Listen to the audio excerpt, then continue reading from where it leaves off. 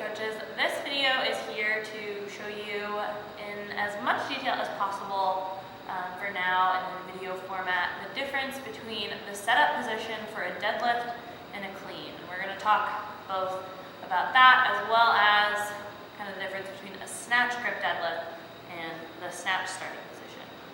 So we're going to start off talking about the deadlift.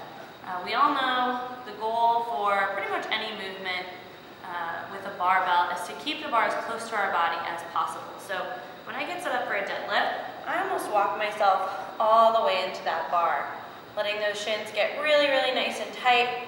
From here, bowing those shoulders forward, hips back, so I can grab onto that bar. From here, if I start with a really upright chest, I'm going to end up using a ton of my quads to drive this movement. So from here, I want to pick those hips up and bring a ton of tension into my hamstrings and glutes, sitting my weight back in my heels so I can wiggle my toes. And from here, I'm just going to kind of lean back, get those shoulders back in space, and then on the way back down, bowing the butt back so my weight stays in my heels, bar rides right down the body, back to the floor. Now that's most important for stringing multiple reps together. If you're going for a 1 rep max, most people are just going to drop the bar from the top.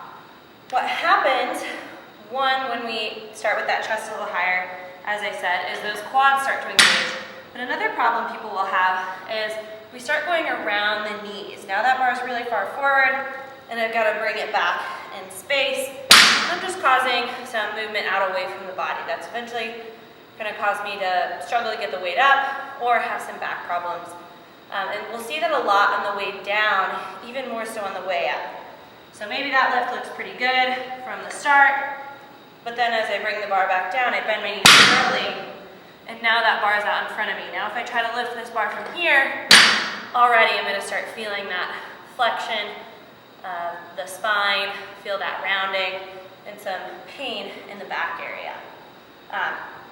So those are some big things with the deadlift. Now with the clean, a little different goal. We're not just bringing the bar from the ground to our hip.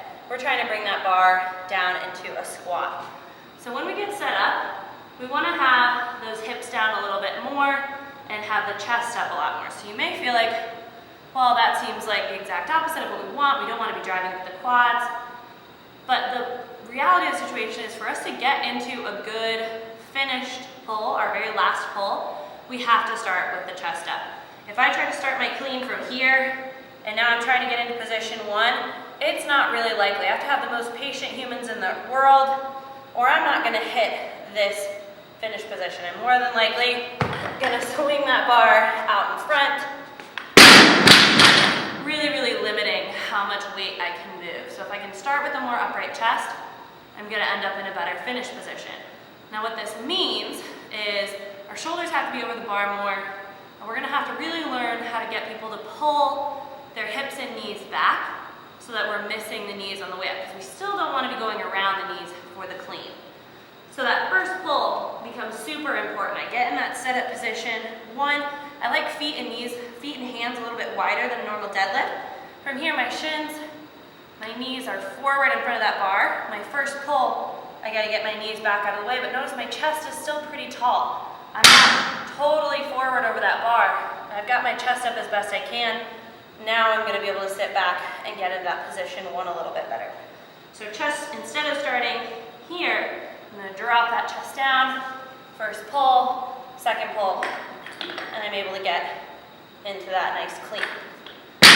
So those are kind of the biggest reasons why we want to have that chest up versus chest a little bit lower, hips a little higher in the deadlift. We're just using different muscle groups, and our movements have different kind of means or different goals at the end of the movement.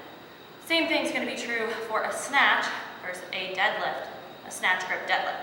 When I get set up for that snatch grip deadlift, I'm going to be a little bit closer to the bar.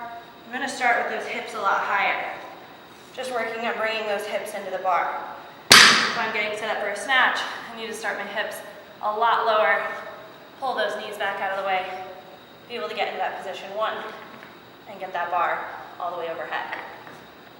So as your athletes are working on these 2 movements, try to educate them as best you can on the difference between those two lifts, where we want the weight shifting, where we want the bar moving, and hopefully getting them in good